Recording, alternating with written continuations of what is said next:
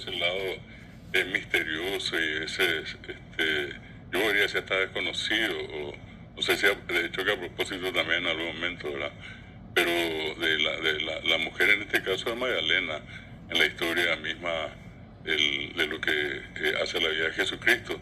Pero por el otro lado también yo creo que hay una faceta que de Jesucristo no todas las veces analizamos, ¿verdad?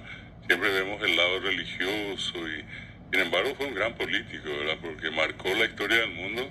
Y hay partidos en el mundo inspirados en la democracia cristiana, por ejemplo.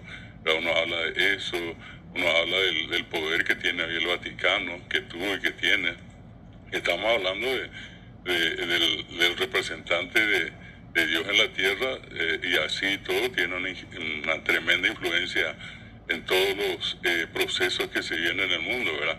¿Cuántas negociaciones llevó adelante o Juan Pablo II en estos últimos tiempos Francisco, ¿verdad? Y lo han hecho siempre desde la cosmovisión cristiana. El mayor influencer de todos los tiempos fue Todos los Jesucristo. tiempos, claro, Con la claro. cantidad de seguidores que tiene y Tremendo. todo lo que pasó y todo lo que nos vino a enseñar también, ¿verdad? De hecho que hay un antes y un después de él, ¿verdad? Así es que creo que también tendría que ser una mirada donde él plantea una forma de vida que es complicada, ¿verdad?